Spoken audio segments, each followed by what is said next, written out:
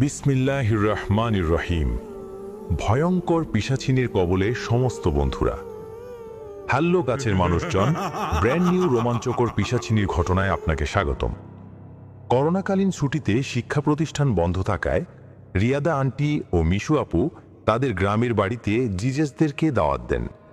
যেহেতু শিক্ষা প্রতিষ্ঠান বন্ধ, তাই বিজয়, তানিম, হৃদয়, রিদা আপু, লিমা, বন্যা, মুস্তাফিজ, মেহেদি, তানভীর, স্বরূপা, লুমি ভাইয়া সহ সবাই মিশুপুর গ্রামের বাড়িতে বেড়াতে গিয়েছিলাম। পুরা রাস্তায় লিমা বমি করে ভরাইছে, সে নাকি বাসে উঠতেই পারে না।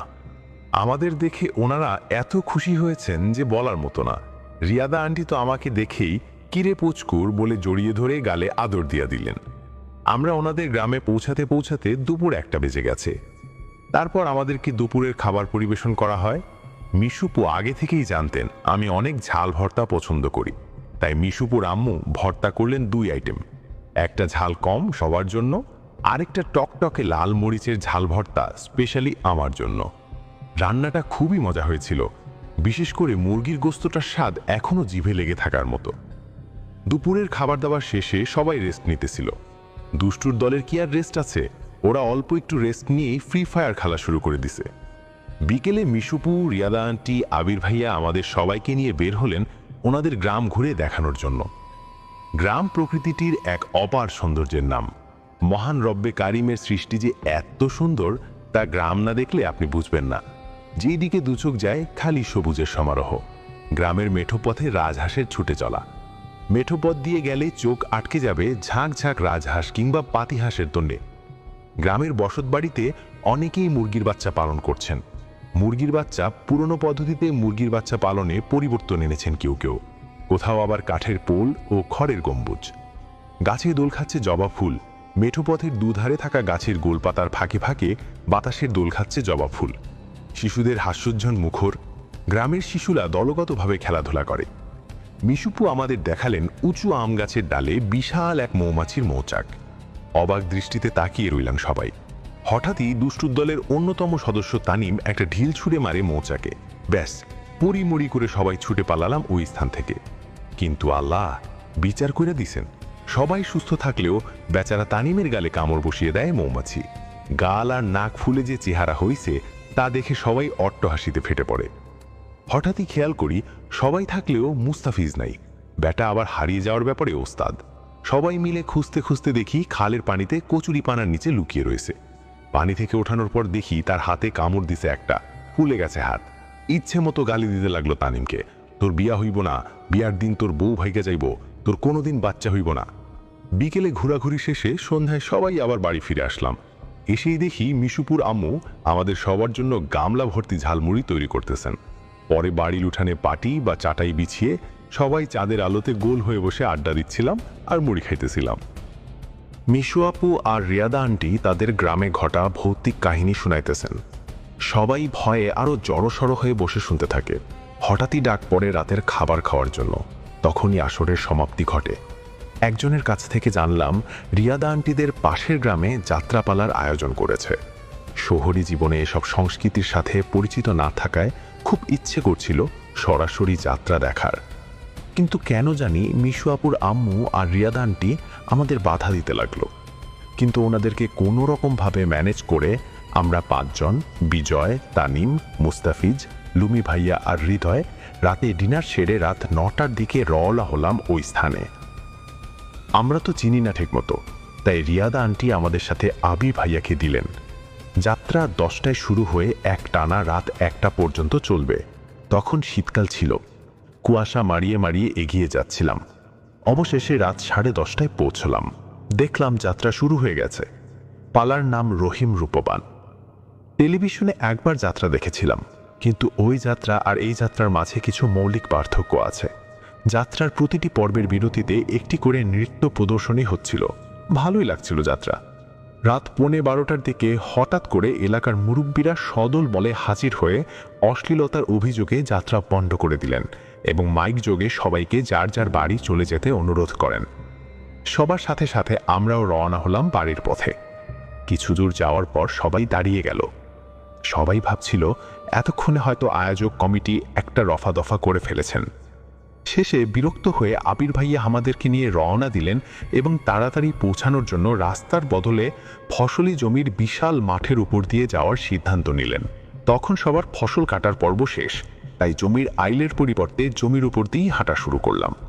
কিন্তু কিছু দূর যাওয়ার পর টের পেলাম আজ প্রচুর কুয়াশা জমেছে। যাত্রা প্যান্ডেলের আলোর কারণে এতক্ষণ সমস্যা না হলেও ঘন কুয়াশার কারণে 10 হাত দূরের জিনিসও স্পষ্ট দেখা যাচ্ছিল না। কুয়াশা যেন আমাদের গ্রাস করে ফেলেছে। ক্ষীণ চাঁদের আলো থাকায় দেখে শুনে পা ফেলতে পারছি। আবির ভাইয়া বলতেছে, আমার এলাকার জমি, চোখ বেঁধে দিলেও পৌঁছাতে পারবো, এমন আত্মবিশ্বাস আছে আমার। তাই ভয়ের বদলে উপভোগী করছিলাম। কিছু দূর যাওয়ার পর দেখলাম একটি মেয়ে জমিতে পড়ে আছে। পরনে তার যাত্রাবালাদের পোশাক, উপরু হয়ে পড়ে আছে সে। হৃদয়ে পড়ল, মনে হয় মুরব্বীরা আক্রমণ করেছিল, তাই সেই দিক দিয়ে দৌড়ে পালাতে গিয়ে ভয়ে বেহুশ হয়ে গেছে। তাকে শনাক্ত করার জন্য উল্টালাম। ততক্ষণে চক্ষু আমাদের কপালে। কি, ও গায়ে পোশাক নেই, সারা শরীরে অজস্র ক্ষত, গলায় ওড়ানা পেঁচানো, চোখ দুটো খোলা যেন বের হয়ে যাচ্ছে। উল্টানো শরীরে কাপড় দিয়ে ঢেকে দেওয়া হয়েছিল, তাই প্রথম দেখায় বুঝতে পারিনি। ওকে উল্টানোর জন্য ওর হাত ধরার সময় কেমন যেন একটা অনুভূতি হলো। সিমটম দেখে লুমি ভাইয়া বলল, রেপড বিফোর মার্ডার, এক্ষুনি পালা, কেউ দেখে ফেললে আমাদের সন্দেহ করবে। তাই সবাই একসাথে দিলাম দৌড়। অলিম্পিকে দৌড় দিলে সম্ভবত বিশ্ব রেকর্ডটা উসাইন বোল্টের হতো না। সে যাই হোক, দৌড়াতে দৌড়াতে একসময় মনে খটকা লাগলো, আমরা কি সঠিক পথে যাচ্ছি? কিছু দূর যেতেই দেখলাম আমাদের যে পথে যাওয়ার কথা ছিল আমরা তার উল্টো দিকে আরেক ইউনিয়নের এক গ্রামে চলে এসেছি। আবির ভাইয়া বললেন, পথ হারানোর সম্ভাবনা নাই, কারণ একটা ছোট নালা সোজা আমাদের গ্রামে প্রবেশ করেছে। তাই আমরা নালার পাশ দিয়ে হাঁটা দিলাম। আমরা যে নালার পাশ দিয়ে হাঁটছি ওই পথে মিশুপুদের গ্রাম আনুমানিক 5 কিলোমিটার দূরে। আমরা ভূতে বিশ্বাসী ছিলাম না, তাই নির্ভয়ে হাঁটা দিলাম। অর্ধেক পথ আসার পর আমরা যে স্থানে পৌঁছলাম তার থেকে নিকটতম বসতির দূরত্ব প্রায় 2 কিলোমিটার। প্রায় আয়তকার ফসলি জমির মাঠ, গুগল ম্যাপ থেকে দেখলে যেন ফুটবল মাঠ। ধান চাষের সময় এ মাঠের দৃশ্য যে কত মনোমুগ্ধকর তা অকল্পনীয়। প্রায় 10-15 কদম যাওয়ার পর দেখলাম আরেক যাত্রাওয়ালা পড়ে আছে ঠিক আমাদের সামনে। আবির ভাইয়া বলল, খাইছে, আমার তো মনে হয় সব যাত্রাওয়ালারাই ধর্ষণের শিকার হয়েছে। কাল পুলিশ এসে আশেপাশের গ্রামগুলো তছনছ করে ফেলবে। মুস্তাফিজ আমাদের নিষেধ করল যেন কাউকে যেন হাত না লাগাই। সে যাই হোক, আমরা মনে সাহস সঞ্চয় করে সামনের দিকে হাঁটা দিলাম। 15-20 কদম যাওয়ার পর একটা গোঙানির মতো আওয়াজ পাওয়া গেল। সে বেঁচে আছে বলে পিছনে ফিরে তাকিয়েই চক্ষু চড়ক গাছ, খিলখিল করে হেসে উঠল সে। আমাদের দিকে তাকিয়ে আছে সে কি ভয়ঙ্কর চাহনি!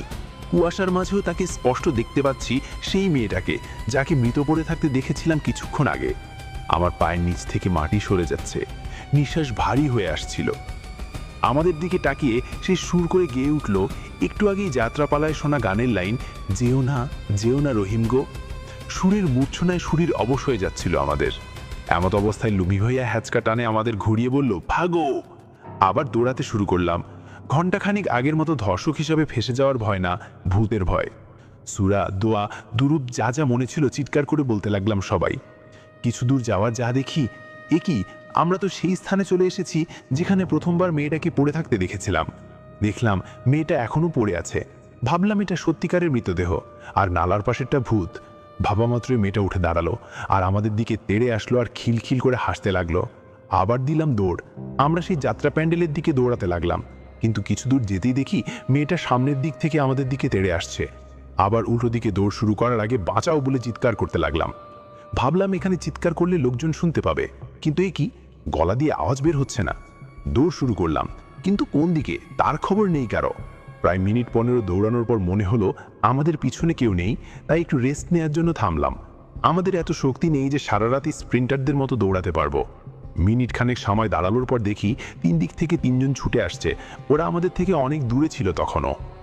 অবাক হলাম, কুয়াশার কারণে 10-15 ফুট দূরের জিনিস দেখা যায় না, কিন্তু 150 ফুট দূরের 3 জনকেই স্পষ্ট দেখা যাচ্ছে। এ কি করে সম্ভব? আমাদের শুধু একটা দিকই খোলা। এবার আমাদের মুখ খুলল। তানিম কাঁপতে কাঁপতে বলল, এদিকে যাব না, এটা সম্ভবত ওদেরই ভাদ। আমরা বুঝে উঠতে পারছি না আমরা কি করব। একদিকে মাথা কাজ করছে না, তার উপর পায়ের ব্যথা। ওরা আরো কাছাকাছি চলে আসছে। অবশেষে লুমি ভাইয়া ক্ষীণকণ্ঠে বলল, শেষবারের মতো কালেমা তৈয়বা পড়ে নে, যাতে ঈমানের সাথে মরতে পারি। সবাই একসাথে কালেমা পড়ে যে দিকটা খোলা সেই দিকেই দৌড় শুরু করলাম। থাক ফাঁদের ভয়, যার নাম নিয়ে দৌড় দিলাম সেই আল্লাহই শেষ ভরসা। আমরা দৌড়াচ্ছি আর পিছলে তাকাচ্ছি, দেখলাম ওরা আমাদের সাথে পাল্লা দিয়ে দৌড়াতে পারছে না। হঠাৎ আমাদের ডাকতে লাগলো, দাঁড়া দাঁড়া কইছি, নয়তো ভালো হবে না। অবাক হলাম, কারণ যেই দিকেই গেলাম সেদিকেই তাদের উপস্থিতি, তবে কেন দাঁড়া বলে ডাকাডাকি। ভাবলাম আমরা সঠিক পথেই এগোচ্ছি, নিরাপদ স্থানের দিকেই যাচ্ছি। আল্লাহকে ধন্যবাদ দিয়ে পিছনে তাকাতেই দেখি 3টা বিশালাকৃতির চিতাবাঘে পরিণত হয়ে আমাদের দিকে এগিয়ে আসছে এবং মাত্র 10 সেকেন্ডেই দূরত্ব অর্ধেকে কমিয়ে ফেলেছে। হৃদকম্পর সর্বোচ্চ পর্যায়ে গিয়ে ঠেকেছে, আর মাত্র 10 সেকেন্ড বাকি। শেষবারের মতো তাকাতেই দেখি ঘোড়াকৃতির চিতাবাঘ চোখ দিয়ে তার অগ্নিস্ফুলিঙ্গ বের হচ্ছে। সবাই সমানতালে দৌড়াচ্ছি আর মনে মনে মৃত্যুর কাউন্টডাউন শুরু করে দিয়েছি। পিছনের পায়ের আওয়াজ ক্ষীণ থেকে জোরালো হচ্ছে। আমরা দৌড়াচ্ছি সমানতালে, ওদের নিঃশ্বাসের শব্দে অনুভূত হচ্ছে মাত্র 10 ফিট দূরে ওরা। পিছনে তাকানোর সাহস পেলাম না, শরীরের সমস্ত শক্তি দিয়ে দৌড়াতে চেষ্টা করছি। এমনই লুমি ভাইয়ের চিৎকার, লাফ দে, সামনে দেওয়াল। আল্লাহু আকবার চিৎকার দিয়ে প্রায় 3 ফিট উঁচু দেয়াল পার হলাম। ভূমি স্পর্শ করার সময় মনে হলো একটা মাচার উপর পড়েছি। মরমর করে মাচা ভাঙতেই জ্ঞান হারালাম। তারপর যখন নিজেকে আবিষ্কার করলাম, তখন ক্ষীণ দৃষ্টিতে দেখি আমার শরীরে একটা সাদা কাপড়। ভাবলাম খোদা হয়তো আমাকে ক্ষমা করে দিয়েছেন, তাই মৃত্যু যন্ত্রণা টের পাইনি। স্পষ্ট দেখতে পাচ্ছি না। উপরের দিকে যাই, দেখি সব সাদা। হাত দিয়ে নিজের শরীর স্পর্শ করে দেখতে লাগলাম পরকালে দেহ কি মানুষ আকৃতির থাকে কিনা। মুনকার নাকিরের জন্য অপেক্ষা করছি, সেই সময় একটা চিৎকার শুনতে পেলাম। বিজয়ের জ্ঞান ফিরেছে। এ কি? এ তো দেখি মিশু আপু চিৎকার। আস্তে করে চোখ কুচলে দেখলাম রিয়াদা আন্টি আমার মাথা কোলে তুলে নিতে ঝাঁপিয়ে পড়ছে। ঝাঁপিয়ে পড়ার মুহূর্তে দেখলাম একপাশে দেয়ালে লেখা, রোগীর ব্যবহৃত জিনিসপত্র ডাস্টবিনে ফেলুন, আদেশক্রমে জেলা সদর হাসপাতাল কর্তৃপক্ষ। মিশু আপু আমাকে ধরে কাঁদছে আর বলছে, সারা রাত আমি না ঘুমিয়ে আল্লাহর কাছে দোয়া করেছি, আল্লাহ এই পুচকু ভাইটাকে ফিরিয়ে দাও। মহান রব্বুল আলামিনের কৃপায় এবং চিকিৎসকদের অক্লান্ত প্রচেষ্টায় আমি সুস্থ হয়ে উঠি। পরে জানতে পারি মিশু আপুদের গ্রামের এক মধ্যবয়সী লোক সেদিন ভোরে কবর জিয়ারত করার জন্য কবরস্থানে গিয়েছিলেন। তিনি সেখানে গিয়ে দেখতে পান একটা কবর ভাঙা, তার ভিতর একজন সহ আশেপাশে আরো 5 জন মানুষ পড়ে আছে। ভয় পেয়ে গ্রামে গিয়ে ঘটনা জানায় সে। উৎসুক গ্রামবাসী এসে আমাদের সবাইকে অচেতন অবস্থায় থানা স্বাস্থ্য কমপ্লেক্সে ভর্তি করায়। সবার জ্ঞান ফিরলেও আমার তানিমার মুস্তাফিজের অবস্থা গুরুতর হওয়ায় আমাদেরকে জেলা সদর হাসপাতালে ভর্তি করায়। রিয়াদা আন্টি পরে একজন বুজুর্গ আলেমকে প্রথমে কথাগুলো খুলে বলার পর তিনি বলেন, আমরা কবরস্থানে প্রবেশ করায় বেঁচে গেছি। সম্ভবত কিছু দুষ্ট জিনের খপ্পরে পড়েছিলাম আমরা। ওরা সাধারণত এভাবে কৌশলে দলবদ্ধ মানুষদের বিচ্ছিন্ন করে ভয় দেখিয়ে মজা পায়। এ ধরনের ঘটনা আরও নাকি ঘটেছে, এমনকি মৃত্যুর ঘটনাও ঘটেছে। আমরা সবাই একসাথে ছিলাম এবং সবাই মিলে কবরস্থানে প্রবেশ করায় আমাদের কোনো ক্ষতি সাধন করতে পারেনি তারা, কারণ কবরস্থান পবিত্র জায়গা এবং তারা সেখানে কোনো ক্ষতি সাধন করতে পারে না। মিশু আপু চিকিৎসায় নিয়োজিত ডাক্তারের সাথে কথা বলে জানলেন, অতিমাত্রায় ভয় ক্লান্ত শরীর থাকায় আমরা জ্ঞান হারিয়েছিলাম সেদিন। আল্লাহর অশেষ কৃপায় এবং আমাদের উঠতি বয়সের কারণে হৃৎপিণ্ড সবল ছিল বিধায় হার্ট অ্যাটাক হয়নি। ডাক্তার আমাদেরকে 3 দিন বিশ্রাম নিতে বলেন আর প্রয়োজনীয় ঔষধপত্র প্রেসক্রাইব করে দিলেন। ওই দিন সন্ধ্যায় আমাদেরকে হাসপাতাল থেকে রিলিজ করে দেওয়া হয়। মিশু আপুদের বাসায় সবাই ওই রাত থেকে পরদিন ভোরে ওনাদের থেকে বিদায় নিয়ে সবাই ঢাকার উদ্দেশ্যে রওনা দিয়ে দেয়। কিন্তু আমরা অসুস্থ থাকায় আমাকে তানিমার মুস্তাফিজকে যেতে দেননি মিশু আপুর আম্মু। রিয়াদা আন্টি আর মিশু আপু আমাদের সেবা করতে লাগলেন। আমরা লজ্জায় মারা যাচ্ছিলাম, বলতেছিলাম এত সেবা শুশ্রূষা লাগবে না, আমরা ঠিক আছি ইনশাল্লাহ। এটা শুনেই রিয়াদা আন্টি আমাদের দিলেন বকা। মানা করছিলাম যাইতে না, এখন যদি বড় কোনো দুর্ঘটনা ঘটে যেত। মিশু আপুর আম্মু আরো 3 দিন নিজের কাছে রাখলেন, মায়ের মতোই আদর যত্ন করতে লাগলেন। আমাদের সবার পছন্দের খাবার তৈরি করে খাওয়ালেন, মজার মজার পিঠাও তৈরি করে খাওয়ালেন। আসার দিন বারবার করে বলে দিচ্ছেন যেন আবার আসি ওনাদের গ্রামে।